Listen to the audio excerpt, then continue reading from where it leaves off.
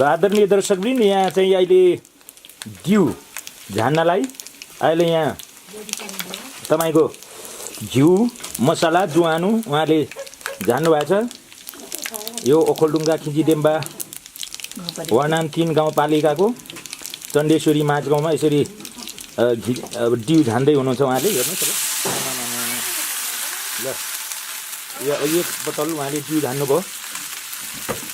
यो यहाँ चाहिँ यसरी घिउमा मसला अनि यो जुवानो मेथी हालेर यसरी उहाँले पड्काउनुहुन्छ। घिउ झानेर खाने सिस्टम। अनि यो चाहिँ यस्तो खाँदाखेरि खोकी पनि लाग्दैन अरे अनि चिसो लागेकाहरू पनि निको भएका छन् भनेर यहाँ त यस्तो खाने बानी बसाल्नु भएको रहेछ उहाँले। ल यो गाउँ मात्रै यो घरमा मात्रै होइन यस्तो यो झानेको जिउ खाने है खाने चाहिँ यो गाउँभरि प्रायः जसो ठाउँमा यसरी झानेर खाने प्रचलन छ। त्यस्तै माथि खिची फलाटे त्यस्तै अरू नजिकका गाउँहरूमा पनि। अनि यहाँकै कारणले प्रभावमा काठमाडौँमा पनि कति ठाउँमा यहीँको प्रभाव परेर कतिजनाले यो डिउ झानेर खाने चलन उहाँले बसाल्नु भएको रहेछ। र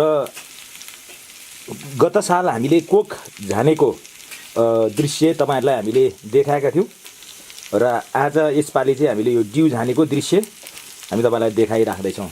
अब यो डिउ कति बेलासम्म उम्लिन्छ? उमालेरै खाने हो कि कस्तो हो यो?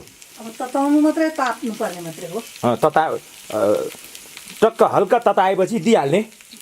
तर त्यहाँ चाहिँ उम्लेको जस्तै देखिन्छ दर्शक पनि कोक डिउ। अनि यो यहाँ चाहिँ अब पहिले यो कोक डिउ झानेर खाने कथा अर्कै छ। यहाँको यो गाउँको दुईजना व्यक्ति ओखलढुङ्गा जिल्लामा यात्रा जानुभएछ। अनि यात्रामा जाँदाखेरि त्यहाँनिर उहाँहरूको चाहिँ दिनभरि पानीले भिज्नु भएछ। अनि पानीले भिजेर चाहिँ उहाँहरू घर फर्किनु भयो। अनि घर फर्किँदाखेरि चाहिँ चिसोले 1 महिनासम्म खोकेकै जिउ दुख्ने ज्वरो आउने। अनि त्यसपछि उहाँहरूको चाहिँ पुरा त्यो हरेक औषधिहरू गाउँमा भएको सबै औषधिहरू प्रयोग गरियो। अनि त्यो औषधिले पनि मान्छे निको भएन। अनि पछि बिस्तारै यसरी डिउ झान्दै पिलाएपछि अनि त्यो चिसो लागेको व्यक्ति 1 महिनाको बादमा उहाँ निको हुनुभयो भन्ने चाहिँ भएछ। त्यसपछि त्यही घटनाबाट नै यो गाउँभरि उहाँहरूले यो डिउ कोक पेप्सी सबै झानेर खाने चलन छ। र विशेष गरी यो गाउँमा डिउ चाहिँ अत्याधिक खपत हुन्छ। जाडोमा होस् चिसोमा होस् यहाँका डिउ विक्रेता दोकानेहरूले पनि त्यही भन्छन्। र यो गाउँमा जाडो चिसो महिना जुनसुकैमा समयमा पनि यो डिउ चाहिँ एकदम खपत हुन्छ। जाडोमा पनि उहाँले झानेर यसरी खानुहुन्छ। र उहाँहरूले अहिले यसरी डिउ झान्दै हुनुहुन्छ। अब उहाँहरू डिउ खाने मान्छे डिउ अब एउटा पास गरिँदैछ। यहाँ डिउ खाने हरेक पाहुना जो आउनुहुन्छ जाडो चिसो गर्मी जाडो चिसो ल हेर्नुहोस् फेरि उहाँले थप नपुगेर झान्दै हुनुहुन्छ। अब त्यसलाई फेरि तताउनै होला। पुरा घिउ तरै परेर आउँदो रहेछ माथि मसला। र अब यहाँ हेर्नुहोस् दर्शकबिन यहाँ डिउ खाने झानेको डिउ खाने जनताहरू त्यहाँ भेला हुनुभएको छ। यहाँ विभिन्न व्यक्तिहरू हुनुहुन्छ। कहाँ जानुभयो यहाँ डिउ खाने सर्भ गर्ने व्यक्तिहरू। अब यो ल हेर्नुहोस् यो झानेको डिउ।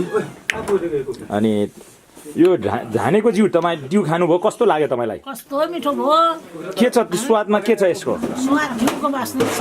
घिउको बास्ना अनि जुवानोको बास्ना जुवानो अनि जिराको बास्ना अनि अलिक अमिलो अमिलोले सुन्तोलाको चाहिँ स्वाद आउँदो रहेछ।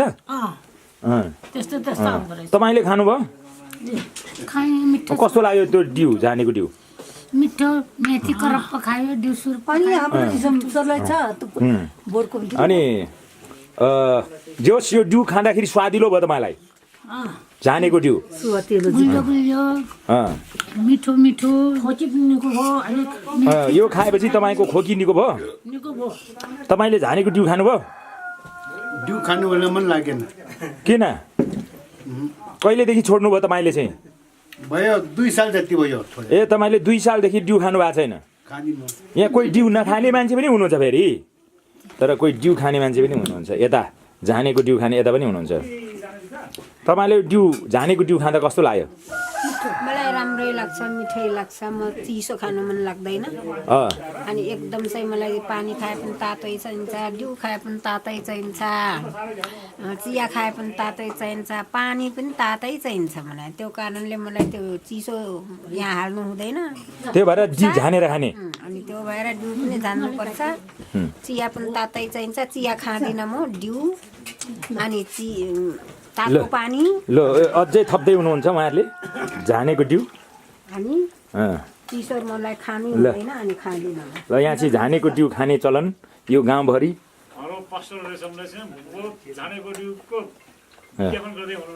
ल उहाँले ल हेर्नुहोस् डिउ झानेको ल मेरो 3 जना यति ल दर्शकवृन्द तपाईँले यो झानेको डिउको विषयमा आज हेर्नुभयो पोहोर त हामीले झानेको कोकको विषयमा हामीले चर्चा गरेका थियौँ र यसपालि हामीले झानेको डिउको विषयमा तपाईँलाई हामीले यो दृश्य लिएर आएका छौँ तपाईँलाई कस्तो लाग्छ यो झानेको डिउ खाँदाखेरि के यसमा के असर छ के फाइदा छ के बेफाइदा छ त्यो त सम्बन्धित मेडिकल अथवा सम्बन्धित स्वास्थ्य विभाग अथवा विभिन्न यो कोक डिउ उत्पादन गर्नेहरूले नै अब थाहा होला तरै पनि यहाँ चाहिँ यसरी खाँदाखेरि उहाँहरूलाई फाइदा भएको चिसो निको भएको खोकी निको भएको विभिन्न कारणले गर्दाखेरि उहाँहरू चाहिँ यो झानेको डिउ खानु हुँदो रहेछ सबैलाई धन्यवाद आज यो झानेको डिउको स्वाद चाख्दै उहाँ झानेको डिउ उहाँ चाहिँ चिसो पनि खाने बेला बेलामा भेटा भने झाने पनि पड्काउने होला सबै आउनुभयो यहाँहरू सबैलाई धन्यवाद ल अर्को पनि आउनुभयो यहाँ झानेको डिउ खाने एकजना अर्को पनि ज्वाइँ साहब उहाँ ज्वाइँ साहब उहाँ पुरा झानेको डिउ खाँदा खाँदा उहाँ सुस्वास्थ्य तन्दुरुस्ती भए भन्नुहुन्छ तपाईँले झानेको डिउ खानु भएको छ खाइँदैछ कस्तो कस्तो छ तपाईँलाई त्यो डिउ झानेको डिउको खाँदाखेरि कस्तो हुन्छ चिसो खाँदा चिसो लाग्छ भने तातो खाइँदैछ ओखलढुङ्गामा चाहिँ अरू ठाउँ चाहिँ चिसो खाइन्छ सुरुतिर चाहिँ धेर चिसो हुन्छ चिसो खाइन्छ